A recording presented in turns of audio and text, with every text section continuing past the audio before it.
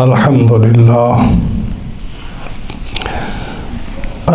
لله رب العالمين والعاقبة للمتقين والصلاة والسلام على سيد الأنبياء والمرسلين محمد وعلى آله وأصحابه أجمعين. أما بعد فأعوذ بالله من الشيطان الرجيم. بسم الله الرحمن الرحيم. وَلَقَدْ خَلَقْنَا السَّمَاوَاتِ وَالْأَرْضَ وَمَا بَيْنَهُمَا فِي 6 أَيَّامٍ وَمَا مَسَّنَا مِن لُغُوبٍ فَاصْبِرْ عَلَى مَا يَقُولُونَ وَسَبِّحْ بِحَمْدِ رَبِّكَ قَبْلَ طُلُوعِ الشَّمْسِ وَقَبْلَ الْغُرُوبِ وَمِنَ اللَّيْلِ فَسَبِّحْهُ وَأَدْبَارَ السُّجُودِ وَاسْتَمِعْ يَوْمَ يُنَادِ الْمُنَادِ مِن مَّكَانٍ قَرِيبٍ يَوْمَ يَسْمَعُونَ الصَّيْحَةَ بِالْحَقِّ ذَلِكَ يَوْمُ الْخُرُوجِ إِنَّا نَحْنُ نُحْيِي وَنُمِيتُ وَإِلَيْنَا الْمَصِيرُ يَوْمَ تَشَقَّقُ الْأَرْضُ عَنْهُمْ سِرَاعًا ذَلِكَ حَشْرٌ عَلَيْنَا يَسِيرٌ نَحْنُ أَعْلَمُ بِمَا يَقُولُونَ وَمَا أَنْتَ عَلَيْهِمْ بِجَبَّارٍ فَذَكِّرْ بِالْقُرْآنِ مَنْ يَخَافُ وَعِيدٍ. صدق اللہ مولانا العظیم وبلغنا رسوله النبی الکریم الامین ونحن على ذلك لمن الشاہدین والشاکرین والحمد للہ رب العالمین. مولا یا صلی وسلم دائما ابدا علی حبیبک خیر الخلق کلہم فإن من جودک الدنیا وذرتها ومن علومک علم اللوح والقلم یا اکرم الخلق ما لی من الوذ به سواک عند حلول الحادث الامم دعمت دعته النصارى في نبيهم واحكم بما شئت مدحا فيه واحتكم فمبلغ العلم فيه أنه بشر وأنه خير خلق الله كلهم جاءت لدعوته الأشجار ساجدة تمشي إليه على ساق بلا قدم يا رب بالمصطفى بلغ مقاصدنا واغفر لنا ما مضى يا واسع الكرم فاغفر لناشدها واغفر لقارئها سألتك الخير يا ذا الجود والكرم مولا یا صل وسلم دائما ابدا علی حبیبک خیر الخلق کلہم. معززین حاضرین و سامعین کرام، آج ہم نے جمعۃ المبارک کے ہفتہ وار درس میں سورۃ قاف کی آخری 8 آیات کریمہ تلاوت کی ہیں. آیت نمبر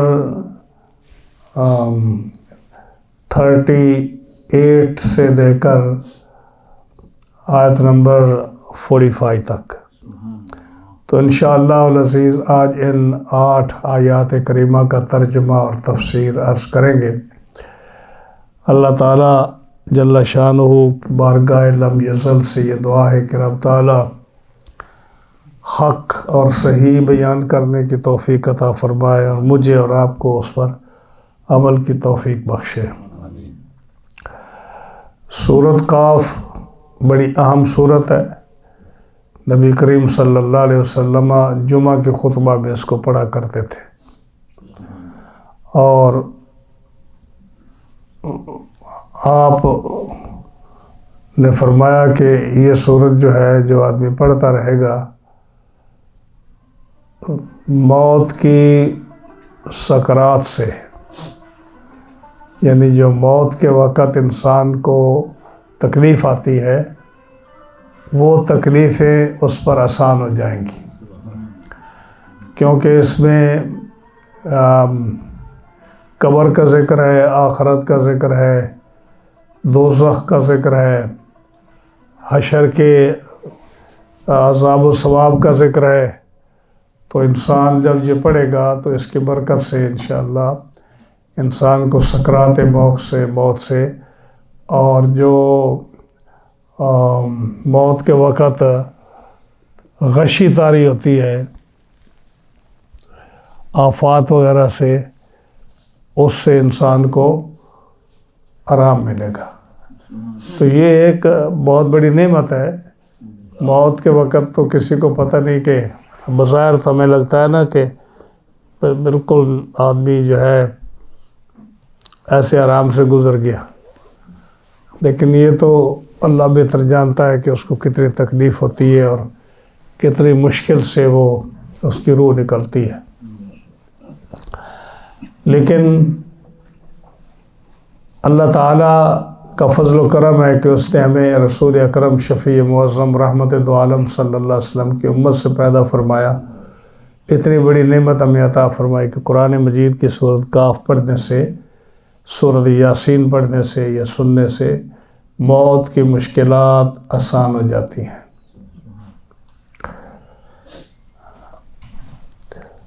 تو اسی طرح حضرت فاروق اعظم رضی اللہ تعالیٰ عنہ اذا الشمس کورت یہ سورت پڑھا کرتے تھے. اس میں بھی آخرت کا ذکر ہے، قیامت کا ذکر ہے. تو یہ جتنی صورتیں ہیں جس میں آخرت کا ذکر ہے، قیامت کا ذکر ہے، جنت و دوزخ کا ذکر ہے، ان کے پڑھنے سے فائدہ کیا ہوتا ہے کہ انسان کے دل میں اللہ کا خوف پیدا ہوتا ہے، دنیا کی محبت کم ہوتی ہے اور انسان کی توجہ آخرت کی طرف ہوتی ہے. اور یہی مقصد ہے زندگی کا کہ یہ 4 روزہ زندگی جو ہے انسان اس میں نہ بہک جائے اور اپنی آخرت کو یاد کرے جو کہ ہمیشہ کا کار ہے. تو اس لیے ان صورتوں کے پڑھنے کا زیادہ ثواب ہے. سورہ یاسین شریف ہے، قرآن کا دل ہے. اس کے ایک دفعہ پڑھنے سے 10 قرآن کا ثواب کیوں ملتا ہے؟ اسی لیے کہ اس کے اندر قیامت کا ذکر ہے. تو انسان پڑھے گا، ترجمے سے، مفہوم سے اس کی زندگی میں تبدیلی آئے گی. سورہ زلزال ہے، اس کے پڑھنے سے آدھے قرآن کا ثواب کیوں ہے؟ اس لیے کہ اس میں بھی آخرت کا ذکر ہے.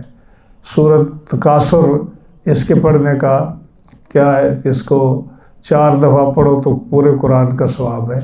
اس لیے کہ اس میں دنیا سے انسان کو چھٹکارا حاصل کرنا اور دنیا کی محبت کو دل سے نکالنے کا کہ الہاکم التکاثر حتی زرتم المقابر.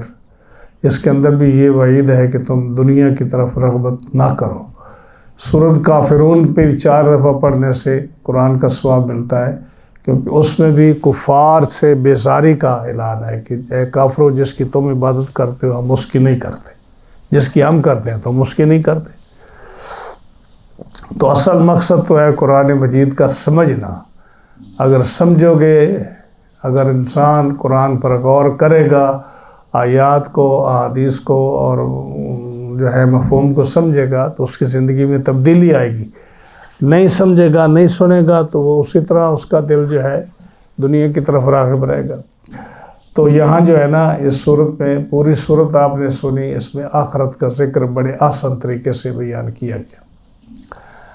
اب آیت نمبر جو 38 ہے، اللہ فرماتا ہے جل شانہ وَلَقَدْ خَلَقْنَا السَّمَاوَاتِ وَالْأَرْضَ وَمَا بَيْنَهُمَا فِي سِتَّةِ أَيَّامٍ، اور بے شک ہم نے آسمانوں اور زمین کو اور جو کچھ ان کے درمیان ہے 6 دن میں بنایا.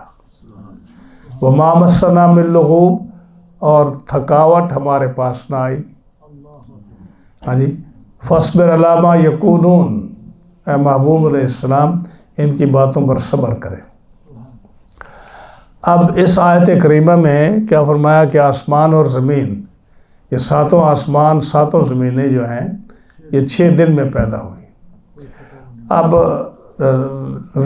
اس کو شروع کیا اتوار والے دن، یعنی اتوار کا دن جو تھا اس دن یہ کام شروع ہوا اور جمعے کو ختم ہوا. ہفتے کو کوئی کام نہیں ہوا۔ تو اللہ تعالیٰ جل شانہ نے 2 دن میں زمین کو پیدا فرمایا، اور 2 دن میں زمین کے اندر جو پہاڑ اور دریا اور چشمے اور پھل اور درخت ہے، جو چیزیں بھی زمین کے اندر ہے، معدنیات ہیں اور جتنے بھی اس کے اندر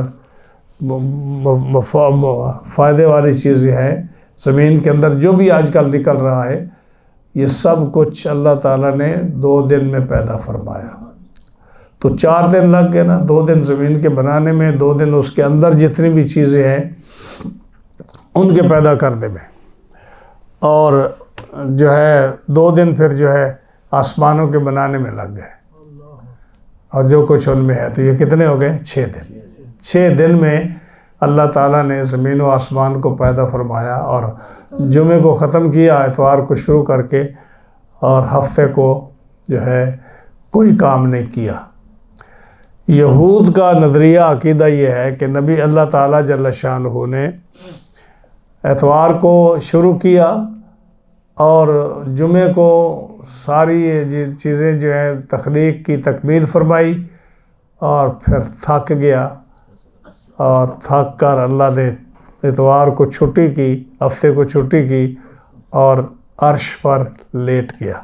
باقاعدہ یہ الفاظ ہے، جیسے آدمی تھک جاتا ہے نا تو وہ چارپائی پر لیٹتا ہے، اللہ عرش پر لیٹ گیا، اپنے تھکاوٹ کو دور کیا۔ اب یہ جو ہے کلمہ کفریہ ہے کہ اللہ تھک جانا ہے۔ سورہ احقاف پہ اللہ فرماتا ہے الم یروا ان اللہ الذی خلق السماوات والارض ولم یعی بخلقہن بقادر علی ان یحیی الموتى بلی انہ علی کل شیء قدیر، او کما قال اللہ تعالی، کہ کیا انہوں نے دیکھا نہیں کہ اللہ تعالیٰ نے آسمانوں اور زمینوں کو پیدا فرمایا، اور ان کے پیدا کرنے سے رب کو تھکاوٹ نہیں ہوئی، کوئی محسوس بھی نہیں ہوا۔ ہاں جی، تو جب اتنی چیزوں کو پیدا فرما سکتا ہے تو انسان کو، مخلوق کو معاشر کے دن دوبارہ کیوں نہیں پیدا فرما سکتا؟ اصل مقصد یہی بتانا مقصود ہے۔ تو اب یہ سوال پیدا ہوتا ہے کہ بھئی یہ 6 دن میں اللہ کو کیا ضرورت پڑی کہ 6 دن میں بنانے کی، جبکہ ہر انسان کا یہ عقیدہ ہے کہ وہ کن فرما دے تو چیز ہو جاتی ہے۔ ہاں جی، ایک کاف پیش نون کن بھی کہنے کی ضرورت نہیں ہے، یہ تو ہمیں سمجھانے کے لیے الفاظ قرآن و حدیث میں آئے ہیں کن کے۔ کن کا معنی کیا ہے؟ ہو جا۔ کن کا معنی کیا ہے؟ ہو جا۔ فیکون، بس وہ ہو جاتی ہے۔ تو یہ رب کن نہیں فرماتا، اس کو کن کہنے کی ضرورت نہیں ہے۔ یہ تو ہمیں سمجھانے کے لیے کہ ہمیں کسی چیز کا علم بھی نہیں ہے، ہم تو لکیر کے فقیر ہیں، کان سے پکڑ کر کوئی چیز بتائے اس کان میں ڈالے تو سمجھ آ جاتی ہے، ورنہ رب کو کن کہنے کی ضرورت نہیں ہے۔ مقصد کیا ہے کہ وہ ارادہ فرماتا ہے کسی چیز کے ہونے کا، جس کو کن سے تعبیر کیا گیا ہے، وہ چیز ہو جاتی ہے۔ اب جب کن سے وہ پیدا فرما سکتا تھا تو 6 دن کیوں لگائے؟ اب 6 دن سے مراد بھی یہ دن نہیں ہے، یہ تو بھی اس وقت تو یہ جب آسمان نہیں تھا، زمین نہیں تھی، تو پھر یہ دن کہاں سے آ گئے؟ سورج نہیں تھا، چاند نہیں تھا، یہ جو ہے گھنٹے وغیرہ یہ نہیں تھے، تو یہ دن نہیں تھے، وہ اس وقت کے جو اس کے ہاں دن ہے نا، وہ دن مراد ہے۔ اب 2 دن پورے زمین بنانے میں لگے، 2 دن ان کے اندر چیزیں پیدا فرمانے میں لگے، تو 2 دن سے مراد کیا ہے کہ جو ان دنوں کی مقدار ہے اتنے ٹائم میں زمین بنی، پھر وہ چیزیں بنی، پھر آسمان بنے 6 دن میں۔ تو اس کو جب وہ کن سے پیدا فرما سکتا تھا تو کیوں کیا؟ آدم علیہ السلام، ان کا جسم جو ہے رب تعالیٰ نے مٹی سے خود بنایا، جو قرآن میں آتا ہے نا خلقت بیدیہ، اس کا مطلب یہ کہ رب نے اپنے دست قدرت سے، اپنے ہاتھ سے رب تعالیٰ نے اپنے ہاتھ سے آدم کا گارا گوندا اور آدم علیہ السلام کا جسم بنایا.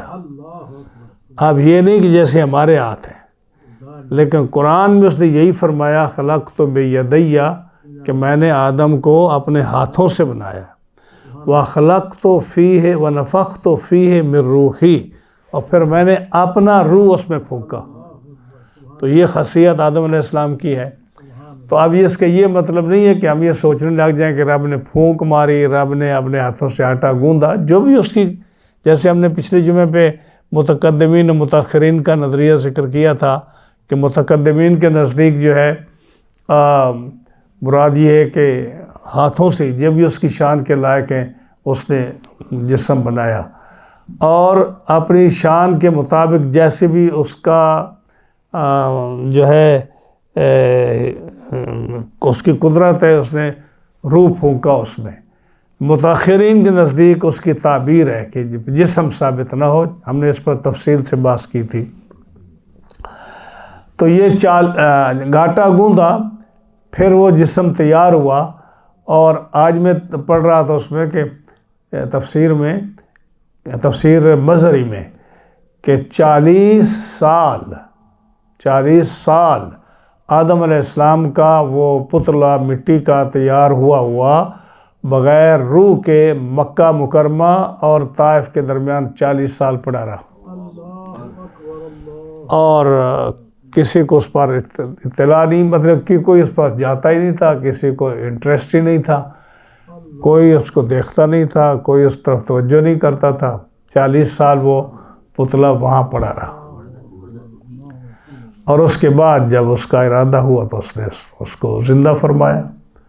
اس سے پہلے رب تعالیٰ نے یہ آدم علیہ السلام کی تخلیق سے پہلے رب تعالیٰ نے آسمانوں اور زمینوں کو پیدا فرمایا، چاند اور سورج کو پیدا فرمایا، یہ پانی کو اور جانوروں کو اور ان چیزوں کو پہلے پیدا فرمایا. آدم علیہ السلام کی پیدائش سے پہلے بہت ساری چیزیں پیدا ہوئی ہیں یہ. اور ان کو پیدا فرمانے کے بعد پھر جو ہے نا جنات بھی پہلے تھے، شیطان بھی پہلے تھا، اور انسانوں کی پیدائش سے پہلے، آدم کی پیدائش سے پہلے جنات کی حکومت تھی. جنات کی حکومت تھی پوری روئے زمین پر. اور شیطان جو تھا یہ تھا تو یہ جنات میں سے، لیکن اس کو فرشتوں میں رہتا تھا، ملائکہ میں رہتا تھا، شمار ملائکہ میں ہوتا تھا، سرشت اور پیدائش اس کی جنات میں سے تھی. تو یہ زمین میں کبھی ہوتا، کبھی آسمان میں ہوتا، کبھی جنت میں ہوتا. عبادت اس نے جنت میں بھی کی، آسمانوں پر بھی کی، اس نے زمینوں پر بھی کی. کوئی حصہ جو ہے عبادت سے اس کا زمین و آسمان کا، جنت کا کوئی حصہ خالی نہیں رہا. تو اس کی حکومت تھی وہاں. اور اس کے بعد جو ہے جب یہ عبادت کرتا اور حاکم یہ تھا، پھر جو رب تعالیٰ فرماتا ہے هل اتى على الانسان حين من الدهر لم يكن شيئا مذكورا، اس آیت کے تحت فرمایا کہ انسان کو پیدا فرمایا تو آدم علیہ السلام پھر 40 سال مٹی کا پتلا طائف اور مکہ مکرمہ کے درمیان آپ پڑے رہے، کسی کو علم نہیں تھا. یہ انسان کی تخلیق کی ابتدا ہے. اب انسان کو بھی رب تعالیٰ 40 سال رکھنے کی کیا ضرورت تھی؟ کون فرما دیتا تو پیدا ہو جاتا تھا. لیکن اس کا مقصد کیا؟ علماء فرماتے ہیں کہ ہر کام میں مقصد وہ حکیم ہے رب تعالیٰ، اور فعل الحکیم لا یخلو عن الحکمت، حکیم کا کوئی کام حکمت سے خالی نہیں ہوتا. تو حکمت کیا ہے؟ حکمت یہ تھی کہ جب میں خالق ہو کر 6 دن میں زمین و آسمان بناتا ہوں، 40 سال آدم علیہ السلام کے بنانے میں لگتے ہیں، تو تمہیں کون سی جلدی ہے کہ ہر کام میں جلدی کرو؟ جلدی کرنا شیطان کا کام ہے. اصل پیغام اور مقصد یہ پہنچانا ہے کہ اپنے کام کو، ہر کام کو سوچو غور سے، اور اس کے اندر غور کر کے صبر کے ساتھ، آرام کے ساتھ وہ کام کرو. کسی کام میں جلدی نہ کرو. 6 کاموں میں جلدی کا حکم فرمایا کہ 6 کام ہیں ان میں جلدی کرو. جس میں ہم دیر کرتے ہیں، جس کام میں ہم دیر کرتے ہیں اس میں فرمایا کہ جلدی کرو، اور باقی کاموں میں کہا کہ تم غور و فکر کرو، سوچ وچار کرو، جلدی کرنے کی ضرورت نہیں ہے، یہ شیطان کا کام ہے جلدی کرنا۔ وہ 6 کام کون سے ہیں؟ فرمایا کہ جب نماز کا وقت آ جائے تو جلدی پڑھو، نماز کا وقت آ جائے تو جلدی پڑھو۔ بسا اوقات دیکھیں ہم بیٹھے رہتے ہیں جی ابھی بڑا ٹائم ہے، بڑا ٹائم ہے، بڑا ٹائم ہے، اور پھر ایسا ہوتا ہے کہ نیند آ جاتی ہے یا کوئی ایسا کام پڑ جاتا ہے کہ نماز گئی، یہ اکثر ہوتا ہے۔ تو اس میں نماز میں جلدی پڑھنے کا حکم ہے۔ اب یہاں ایک بات میں عرض کرتا چلوں کہ حضرت امام شافعی رحمۃ اللہ علیہ اور امام ابو حنیفہ رحمۃ اللہ علیہ کے درمیان اس میں فرق ہے کہ نماز جلدی پڑھنی چاہیے یا دیر سے پڑھنی چاہیے۔ امام شافعی رحمۃ اللہ علیہ کا نظریہ یہ ہے کہ ہر وہ کام جس کا اللہ نے حکم دیا ہے اس کو جلدی کرنا چاہیے۔ یعنی اگر ایک انسان جو ہے اس کی عمر جو ہے وہ جب وہ بالغ ہوا اور اس پر حج فرض ہے تو پہلے سال ہی اس پر حج فرض ہو گیا۔ اب وہ اگر پہلی عمر کے پہلے حصے میں حج نہیں کرے گا تو گناہ گار ہوگا۔ امام شافعی رحمۃ اللہ علیہ کا یہ نظریہ ہے۔ اس لیے آپ دیکھتے ہو کہ عرب برادر جتنے بھی ہیں وہ ٹائم داخل نبی ہوتا ہے یا نہیں ہوتا وہ اذان دے دیتے ہیں اور نماز پڑھ دیتے ہیں۔ یہ ان کی ایک اچھی عادت ہے، لیکن مجھے اس سے تھوڑا سا اختلاف ہے۔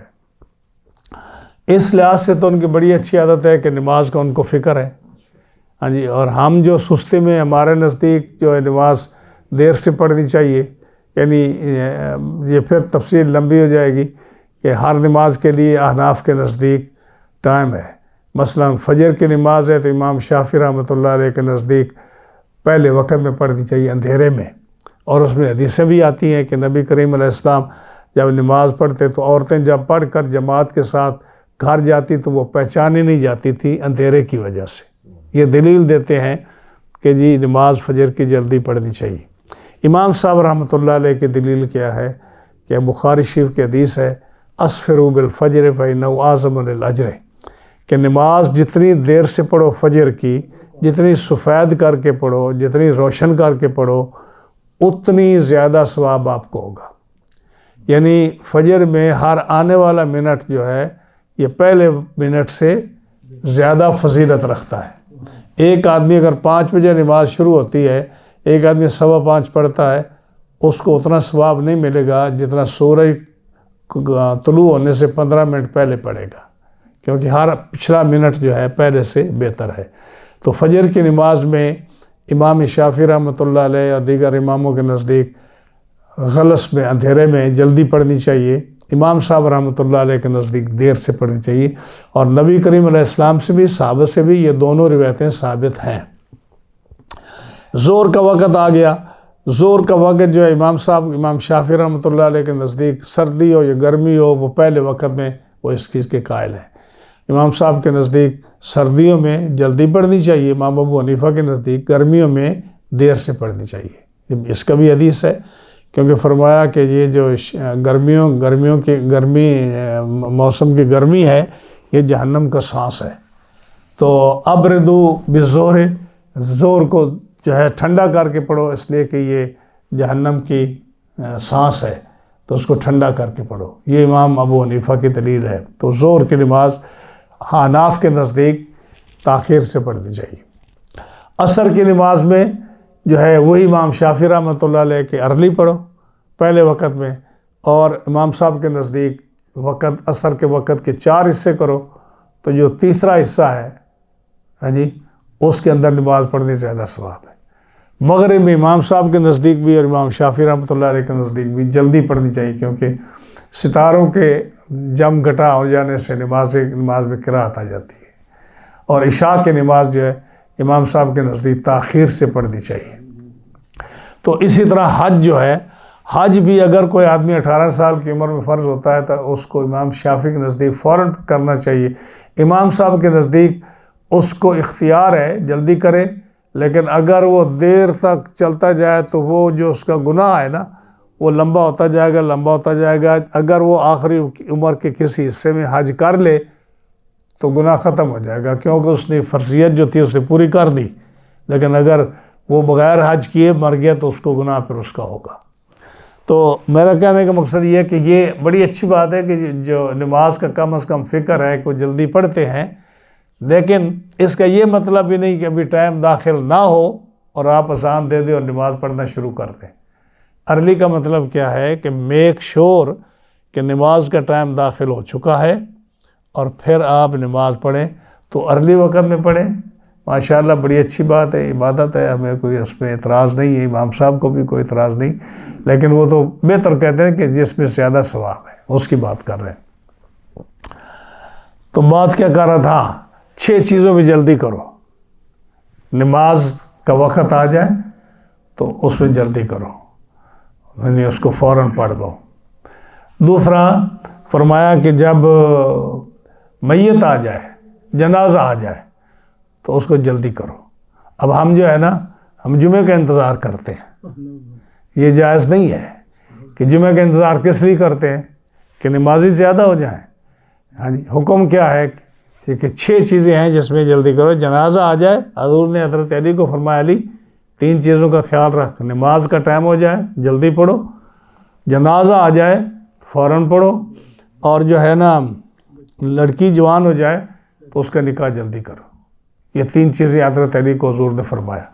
اب ہم جو ہے جنازہ تو ہفتہ ہفتہ لیٹ رکھتے ہیں، لیکن جب جمعہ آتا ہے تو جمعہ کے بعد لوگوں کو سنتے بھی نہیں پڑھنے دیتے، کہتے ہیں جی پہلے جنازہ پڑھو، کیونکہ تاخیر ہو رہی ہے، اس وقت ہمیں احساس ہوتا ہے کہ دیر ہو رہی جنازے کو۔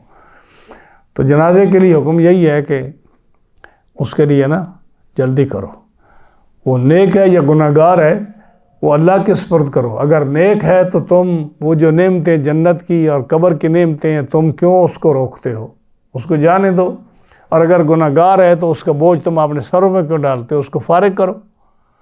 تو جنازے کا حکم ہے کہ نماز کا وقت آ جائے تو جلدی پڑھو، جنازہ آ جائے تو اس کو جلدی پڑھو۔ اس لیے جنازے کے لیے کوئی مکروہ ٹائم نہیں ہے۔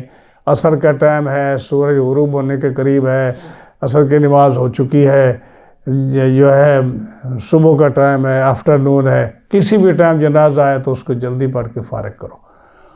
تیسرا حکم، لڑکی جوان ہو جائے، اس کی اگر رشتہ مل جائے، یہ نہیں کہ رشتہ نہ ملے تو اس کے لیے، رشتہ مل جائے تو اس میں تاخیر نہ کرو۔ یہ تیسرا حکم ہے جو فرمایا جس میں جلدی کرو۔ چوتھا فرمایا کہ اگر کسی پر قرض ہے تو اس کو بھی جلدی ادا کرو۔ اس میں بھی ہم تاخیر کرتے ہیں کہ بینک میں پیسے پڑے رہے ہیں، اکاؤنٹ میں پڑے رہے ہیں، گھر پڑے رہے ہیں، دے بھی سکتے ہیں لیکن دیتے نہیں ہیں، باقی سارے کام کرتے رہتے ہیں۔ یہ بھی جو قرض کا ادا کرنا یہ بھی انتہائی ضروری ہے۔ نبی کریم صلی اللہ علیہ وسلم نے جب کسی پر قرض ہوتا تو آپ کہتے تو آپ جنازہ پڑھو بھائی کا، آپ نہیں پڑھتے تھے، اس لیے کہ مقروض ہے، اتنی سخت تاکید ہے اس کی۔ لیکن ہمارا اس سال میں بھی سستی ہے۔ 4 ہو گئی۔ 5واں فرمایا کہ جب کوئی گناہ کرو تو فوراً توبہ کرو، اس لیے کہ اگر توبہ نہیں کرو گے تو موت تو کسی وقت بھی آ سکتی ہے۔ گناہ کے بعد فوراً توبہ کرو، فوراً نیکی کرو تاکہ گناہ کا اثر ختم ہو جائے۔ 6 فرمایا کہ جب مہمان آ جائے تو اس کو سب سے پہلے کھانا کھلاؤ، اس کو گپوں میں نہیں لگاؤ، کہاں سے آپ آئے، کیسے چلے، پھر وہ بس کیسے ملی، پھر ٹرین میں کیا ہوا، پھر ٹکٹیں کیسے ملی، پھر آپ نے کووڈ ٹیسٹ کرایا نہیں کرایا۔ ارے بھائی وہ پتہ نہیں وہ اتنا دور سے آیا ہے، اس کو کھانا کھلاؤ جو بھی آپ کے پاس حاضر ہے۔ یہ نہیں کہ اس کے لیے آپ انتظار کرو کہ اچھا کھانا پکے، کیونکہ اس کو بھوک لگی ہے۔ پوچھو نہیں اس سے، اگر پوچھو گے ہاں بھائی کھانا کھائیں گے تو کیا کہے گا کہ وہ تو کہے گا میں کھا کے آیا ہوں۔ اس کے لیے بھی آپ نے فرمایا کہ پیٹ کے ساتھ جھوٹ نہ بولو، اگر نہیں کھایا تو کہو میں نے نہیں کھایا، لیکن پھر بھی آدمی شرم کرتے ہیں نا، ہاں جی کہ کیسے میں کہوں، تو میں میزبان کے لیے حکم ہے کہ پوچھو نہیں اس سے، جو کچھ آپ کے پاس حاضر ہے وہ لا کر سامنے رکھ دو اور اس کو کہو کہ کھائے وہ کھانا۔ اب وہ جتنا کھائے اس کی طبیعت ہو. تو یہ 6 چیزیں ہیں جس کے بارے میں فرمایا کہ تم جلدی کرو. باقی چیزوں کے بارے میں فرمایا کہ تم ٹیک اٹ ایزی، سوچو، غور کرو، جب اس کے اچھے برے کی تمیز ہو جائے تو اس کے بعد پھر کرو. تو اللہ تعالیٰ نے جل شانہ نے بھی 6 دن میں یہ چیزیں بنائیں، انسان تک مخلوق کو پیدا فرمایا، اور اس نے یہی سبق دیا کہ جب میں خالق ہو کر مجھے اختیار ہے جلدی بنانے میں، تو میں نے دیر کی ہے، تاخیر کی ہے، تو تم عاجز ہو کر جلدی کیوں کرتے ہو؟ تم بھی اپنے کام میں دیر کرو. اب یہودی جو تھے وہ یہ کہتے تھے کہ اللہ تعالیٰ تھک گیا، تو حضور کو بڑا اس کا افسوس، دکھ لگتا کہ یہ اللہ پر ایسا بہتان اور تہمت لگاتے ہیں تھکاوٹ والی. یا وہ جو کفار تھے وہ قیامت کا انکار کرتے تھے، یا بعث کا یعنی ریزریکشن کا، قیامت سے پہلے مردوں کا اٹھنے کا انکار کرتے تھے.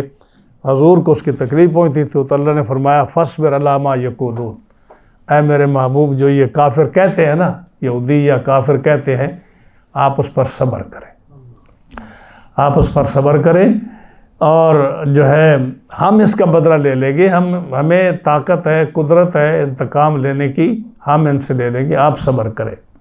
آگے فرمایا وَسَبِّحْ، صبر کریں اور رب کی تعریف کرتے ہوئے اس کی، وَسَبِّحْ بِحَمْدِ رَبِّكَ، اپنے رب کی تعریف کرتے ہوئے اس کی پاکی بولو. قبل طلوع الشمس، سورج کے طلوع ہونے سے پہلے اور سورج کے غروب ہونے سے پہلے.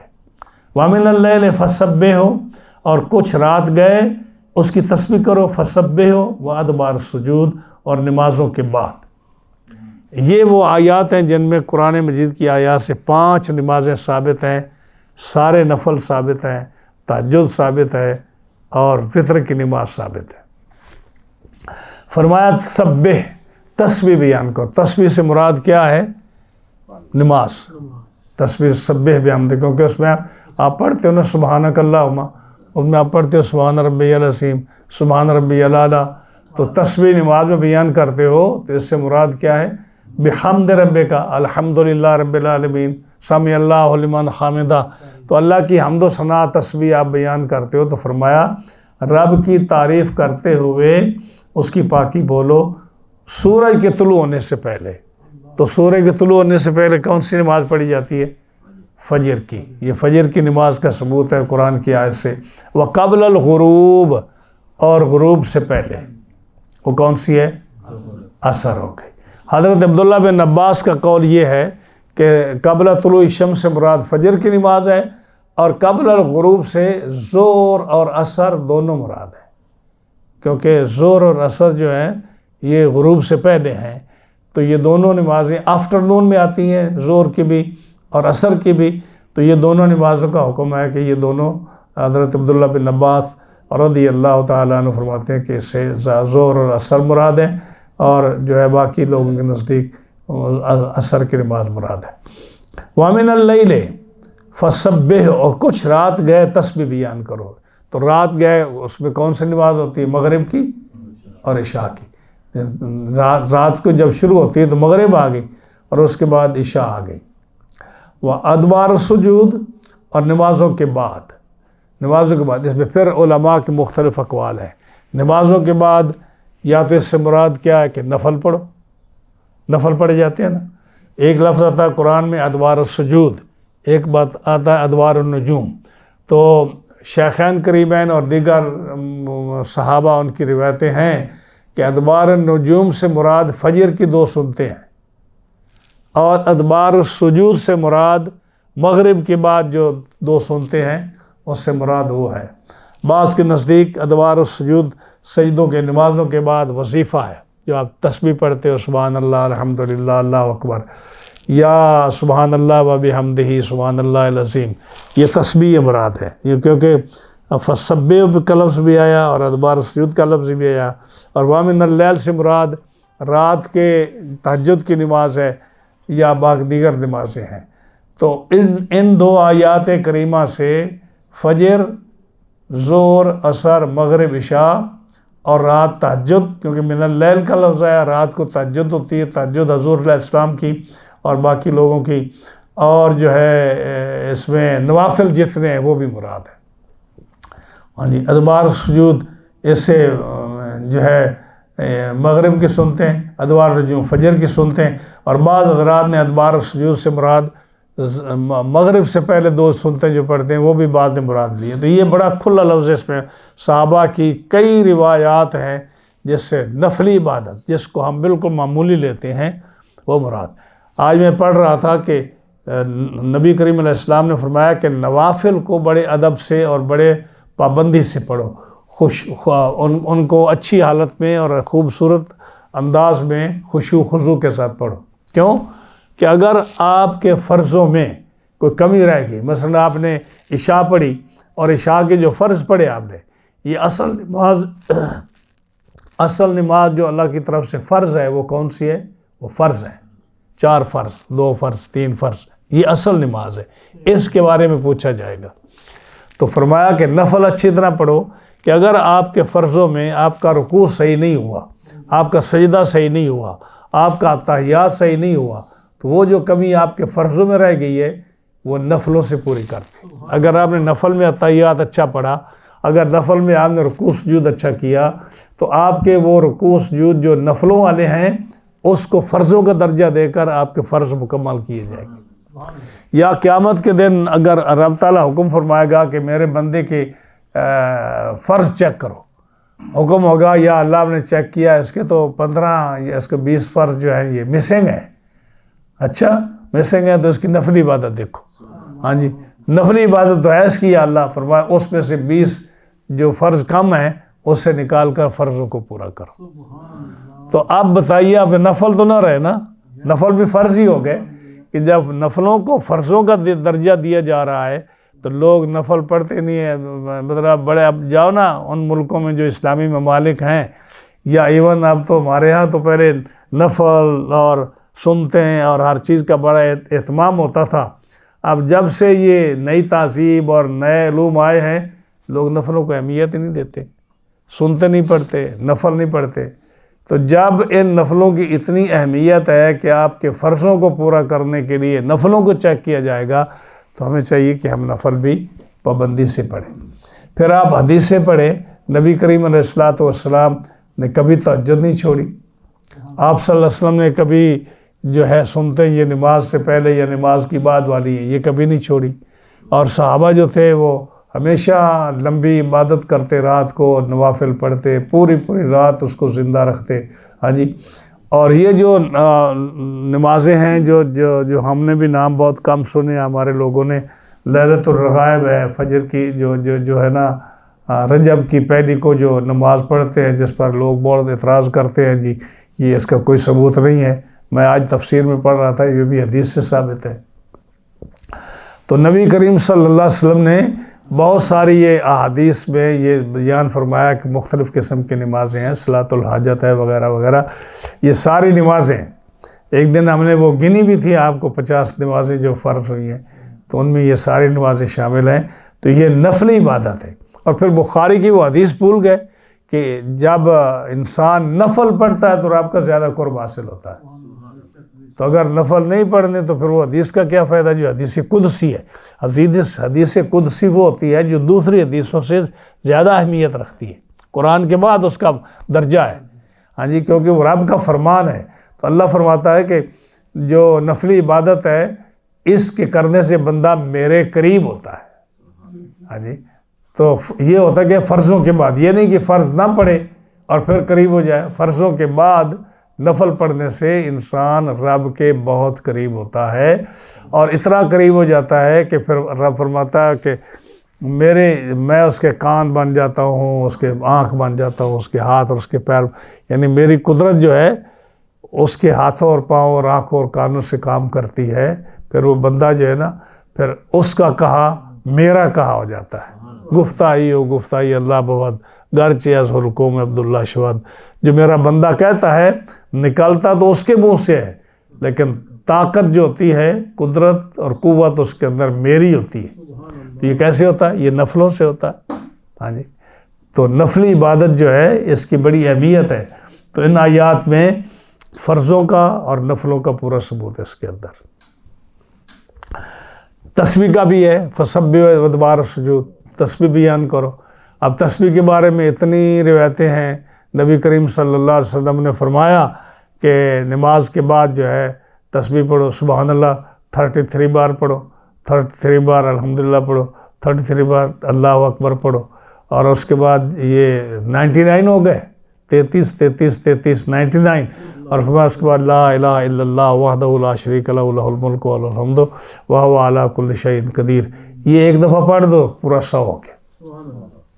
غریب صحابہ نے عرض کی یا رسول اللہ صلی اللہ علیہ وسلم، امیر لوگ ہم سے سبقت لے گئے، وہ جب چاہیں حج پہ چلے جائیں، جب چاہیں عمرہ کریں، جب چاہیں لوگوں کو صدقہ خیرات دیں، جب چاہیں لوگوں کو کھانا کھلائیں، جب چاہیں وہ فقیروں کو دیں، ہم تو سوائے نماز کے تسبیح تحلیل کے اور کچھ نہیں کر سکتے۔ فرمایا آپ میرے نزدیک آؤ، میں تمہیں بتاؤں ایک بات، نماز کے بعد 33 بار الحمدللہ سبحان اللہ اللہ اکبر پڑھا کرو، آپ کو اتنا ثواب ملے گا جتنا اور کسی کو نہیں ملے گا۔ اس کا ثواب اس کو ملے گا جو اس کو پڑھے گا۔ اب یہ پتہ چل گیا ان کو بھی، تب وہ کون رکنے والے تھے، ہاں جی انہوں نے بھی شروع کر دیا، پھر شکایت آئی حضور تو وہ بھی پڑھتے ہیں۔ فرمایا یہ تو رب کی عطا ہے، اب ہم کیا کر سکتے ہیں، وہ بھی پڑھے۔ پھر ایک روایت آتی ہے کہ آپ نے فرمایا کہ تسبیح پڑھو، تو پھر صحابہ میں اختلاف ہوا کہ جی کچھ لوگ کہتے ہیں جی سبحان اللہ 33 بار، الحمدللہ 33 بار، اللہ اکبر 34 بار، کچھ کہتے ہیں 33 بار ہونا چاہیے، کچھ کہتے ہیں 34 بار ہونا چاہیے۔ آپ نے فرمایا چلو تم 33 بار پڑھ لو، جب 99 ہو جائے تو پھر ایک دفعہ کلمہ پڑھ دو لا الہ الا اللہ وحدہ لا شریک لہ لہ الملک و لہ الحمد وہو علی کل شیء قدیر، تو یہ 100 ہو جائے گا۔ اب اس کے پڑھنے سے رب تعالیٰ اس بندے کے پڑھنے والے کے گناہ اگر سمندر کی جھاگ کے برابر ہو گئے تو رب تعالیٰ وہ بھی معاف فرما دے گا۔ تو اسی طرح نماز کے بعد لا الہ الا اللہ، اس کا بھی ذکر آیا کہ یہ پڑھنے سے، تو اس کے پڑھنے کا اپنا ثواب ہے۔ فرمایا اس کے پڑھنے سے انسان کے گناہ معاف ہوتے ہیں اور 10 غلاموں کے آزاد کرنے کا بھی اس کو ثواب ملتا ہے، 10 غلاموں کے۔ اب جو ہے ایک اور یہ پرابلم ہے، آج میں اس کو ڈسکس کر دوں آپ کے سامنے۔ لاسٹ ٹائم وہ ایک صاحب بھی آئے تھے، وہ بھی شور مچا رہے تھے۔ یہ کچھ لوگوں کو اعتراض ہوتا ہے کہ نماز کے بعد ذکر بالجار کیوں کرتے ہیں؟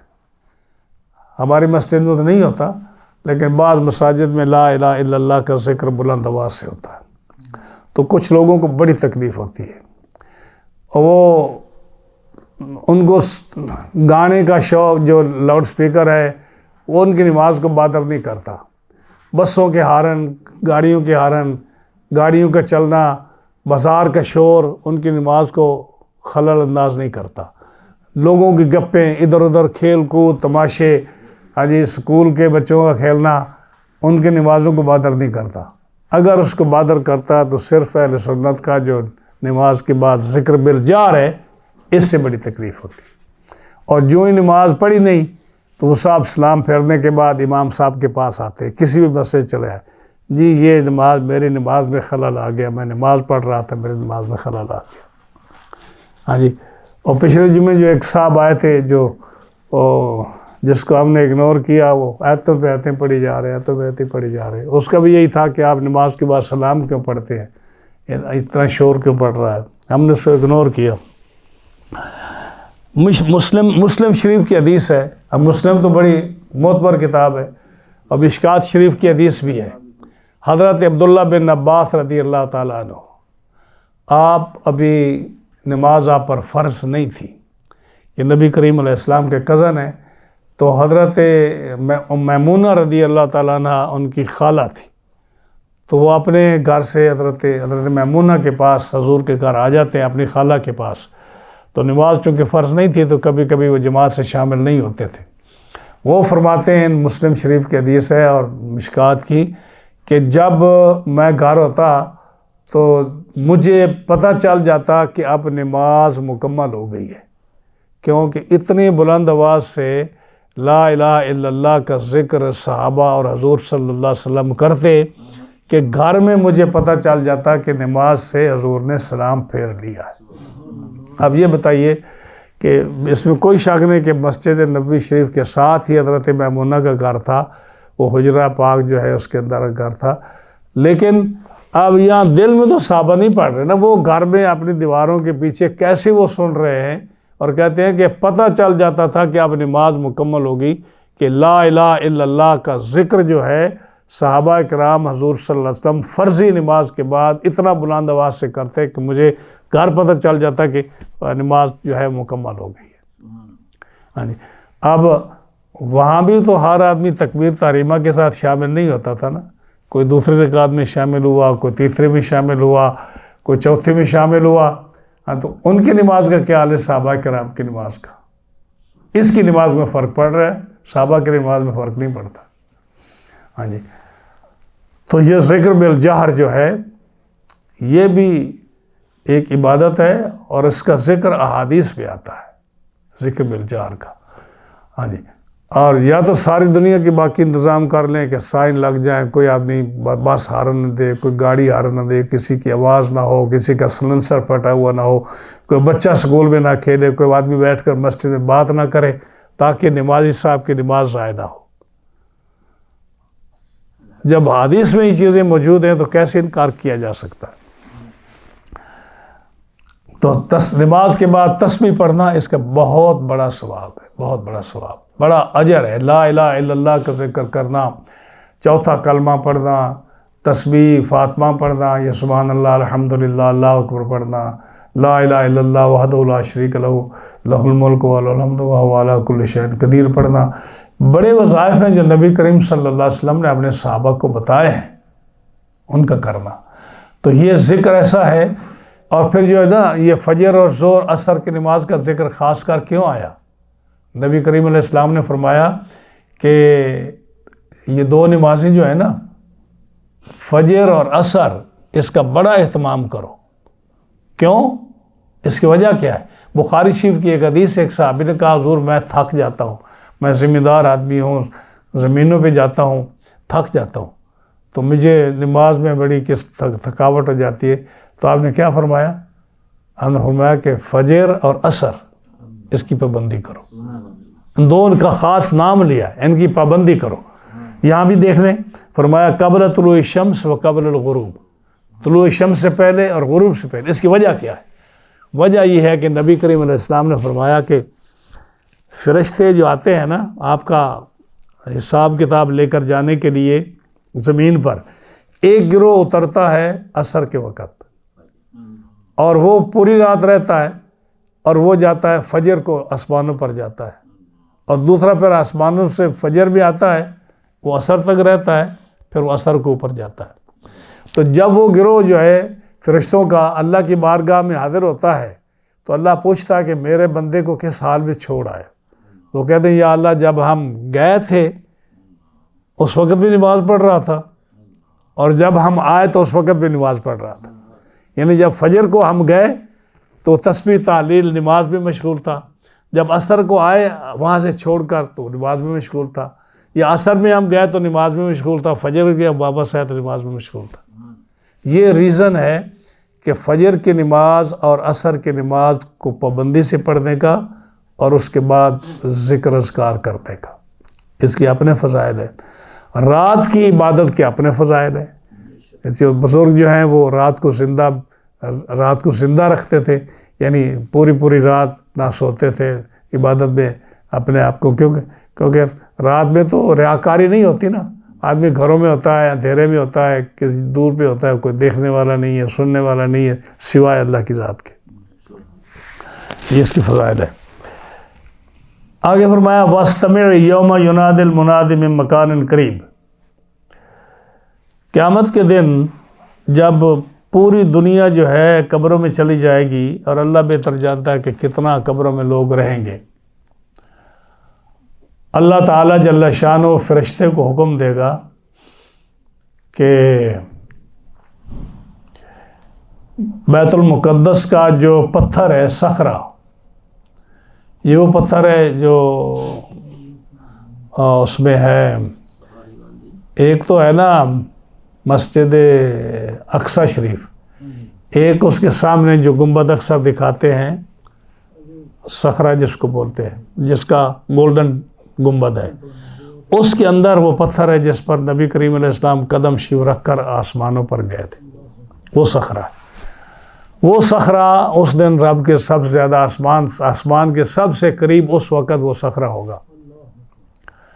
بعض علماء نے لکھا 18 میل کے فاصلے پر ہوگا، آسمان سے 18 میل کے فاصلے پر۔ تو اس پر اسرافیل علیہ السلام اور بعض روایت میں جبریل علیہ السلام، ان کو حکم ہوگا کہ سور پھونکو، اور وہ آواز دیں گے۔ اسرافیل علیہ السلام یا جبریل جو بھی ہے وہ آواز دیں گے۔ آواز کیا ہوگی؟ وہ کہیں گے کہ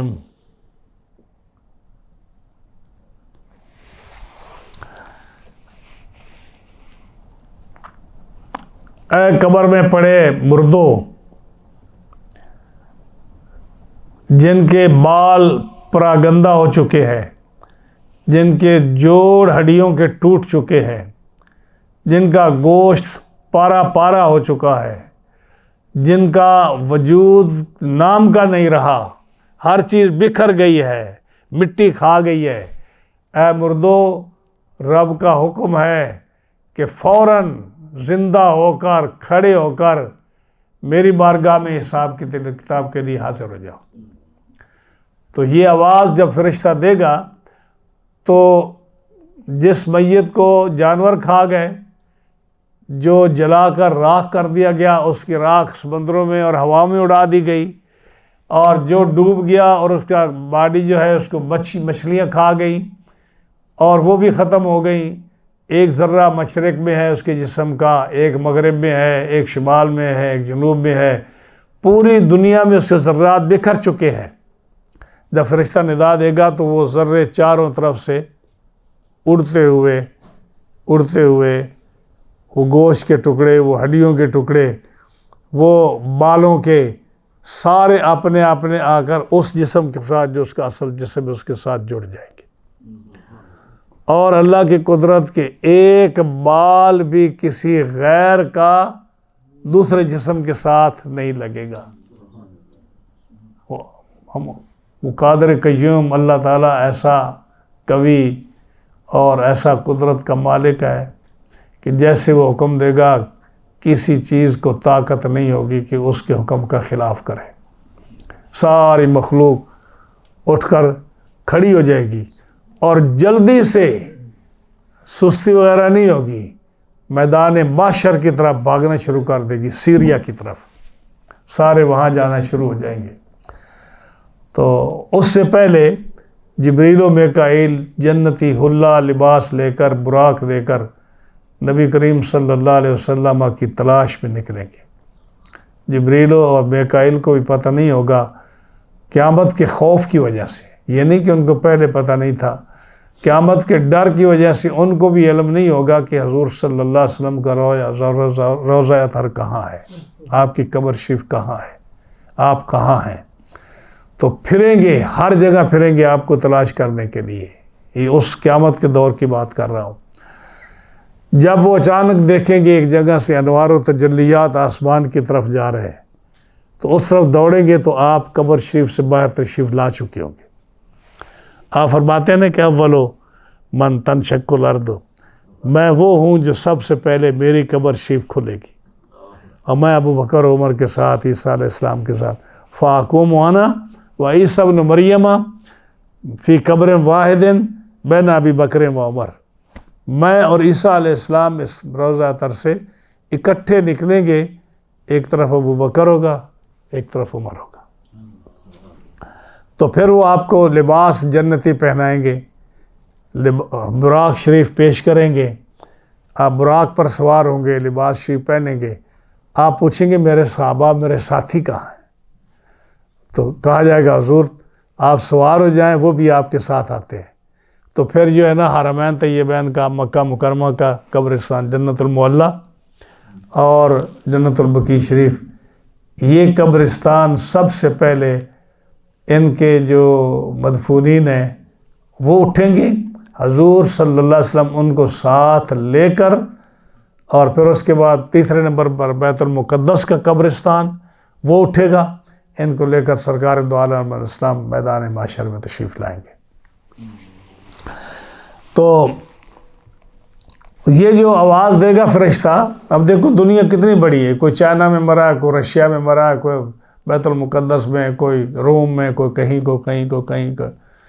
فرمایا یہ ایسے لگے گا جیسے میرے کان میں فرشتہ کہہ رہا ہے۔ ہر میت جو ہے، ہر مردہ یہ کہے گا میرے کان میں فرشتہ کہہ رہا ہے۔ رب فرمایا نا کہ وَاسْتَمِعْ، اور کان لگا کر سنو، یعنی یہ میدان محشر کی بات ہے، قیامت کی، اور کان لگا کر سنو، یوم، اس دن، یعنی قیامت کا دن، یوم سے مراد قیامت کا دن ہے۔ یناد المناد، جب اللہ کی طرف سے ندا کرنے والا منادی جو ہے، اسرافیل ہوں یا جبرائیل ہوں، جب وہ آواز دے گا من مکان قریب، ساتھ والے مکان سے، یعنی ہر میت کو لگے گا کہ فرشتہ میرے ساتھ آواز دے رہا ہے، ایسے لگے گا، ہاں جی، کہ بالکل آواز ساتھ آ رہی، جیسے آپ اذان کی آواز سنتے ہیں نا، آپ بیٹھے اذان، ہر ایک کے کان میں اذان آواز کی جاتی ہے، آواز جاتی ہے اذان کی، ہاں جی، اسی طرح فرشتے کی آواز جو ہے ہر ایک کان میں پہنچ جائے گی۔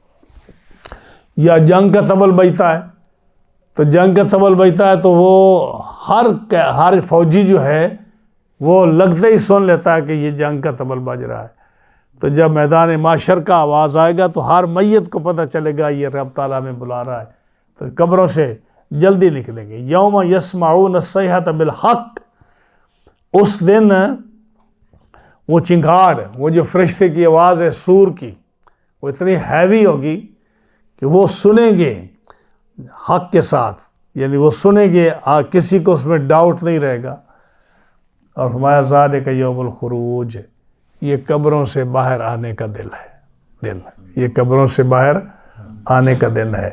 ایک دن میں دیکھ رہا تھا پورے قرآن مجید کی اتنے الفاظ ہیں جو قیامت کے نام ہیں جن کے، کسی وقت اس کو لکھنا پڑے گا، سارے الفاظ جو رب تعالیٰ نے قرآن مجید میں قیامت کے جو نام رکھے ہیں، ہاں جی، کسی کو کہا ہاں جی القاریہ، ہاں جی الحاقہ، اور اسی طرح بے شمار نام ہے، سینکڑوں کی تعداد میں اول سے لے کر آخر تک، یہ سارے قیامت کے نام ہیں۔ تو قیامت اتنا بڑا دن ہے، اتنا بڑا دن ہے کہ اللہ تعالیٰ اپنے عذاب سے ہر مسلمان کو محفوظ رکھے، بہت ڈراؤنا دن ہے۔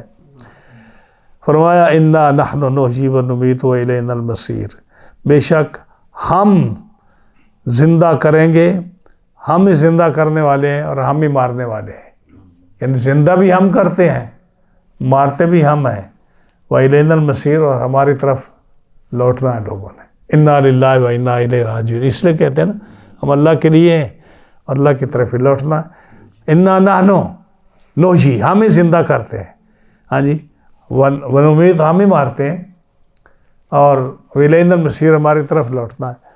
قرآن مجید میں آتا ہے کہ موت کون دیتا ہے؟ توفتہم الملائکۃ، فرشتے موت دیتے ہیں۔ قرآن کی آیت کیا ہے؟ موت کون دیتے ہیں؟ فرشتے، آیت ہے۔ ہم اسرائیل کو کیا کہتے ہیں؟ موت کا فرشتہ کہتے ہیں نا۔ تو موت جب وہاں ہے کہ فرشتہ موت دیتا ہے، یہاں اللہ فرماتا ہے کہ ہم مارتے ہیں، تو کون سی بات سچی ہے؟ دونوں سچی ہے نا۔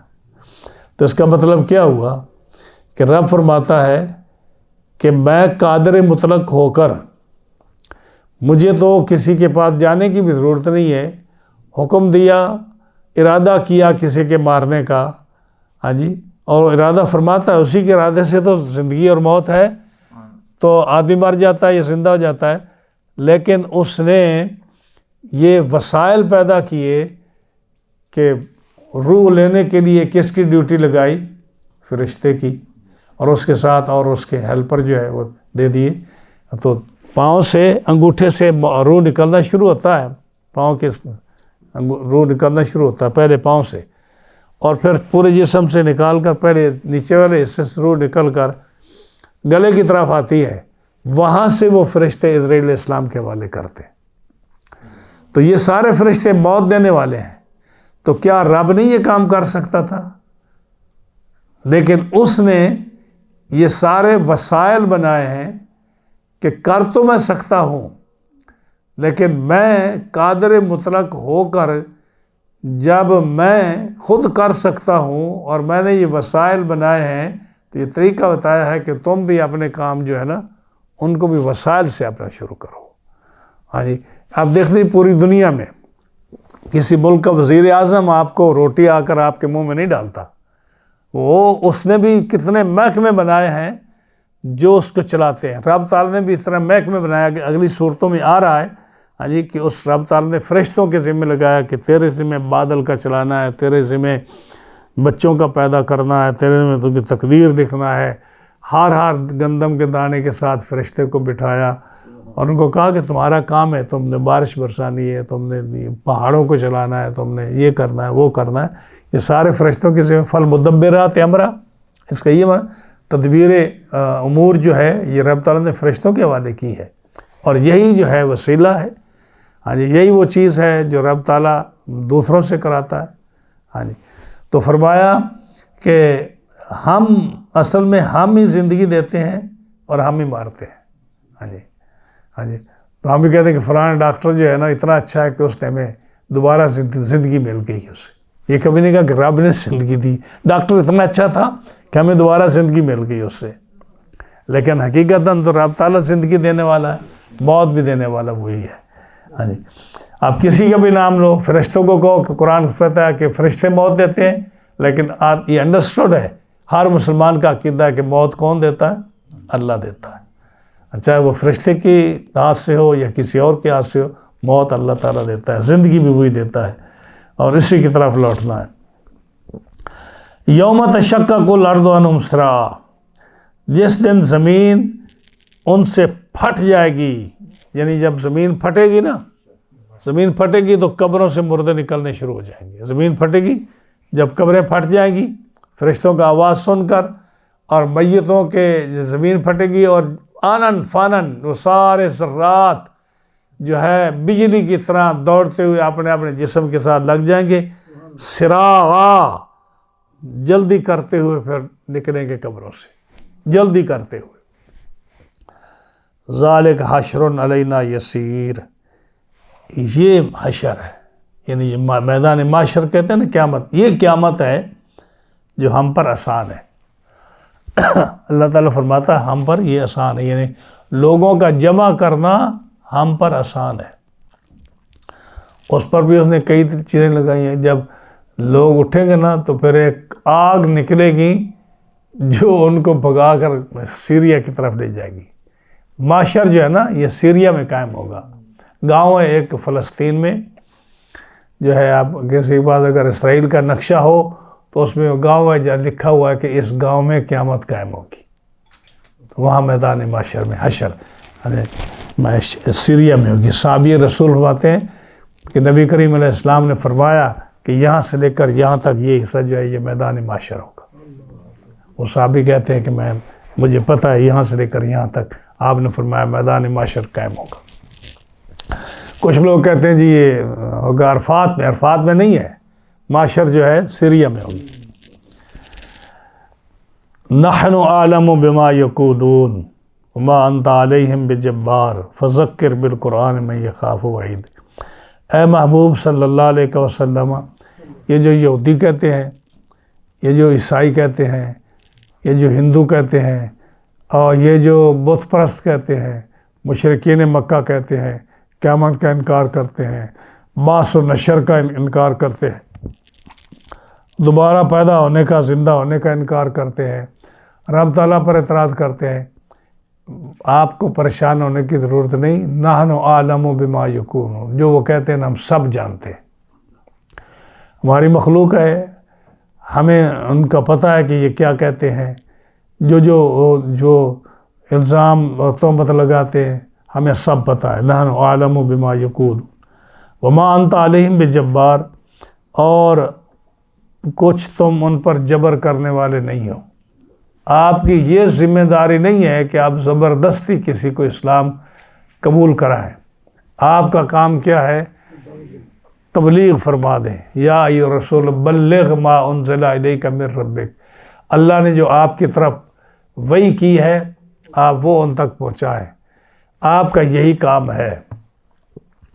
کوئی اسلام قبول کرے آپ پر احسان نہیں ہے، کوئی نہ کرے آپ کا کوئی قصور اس پہ نہیں ہے، اس کے ساتھ ہم نپٹیں گے.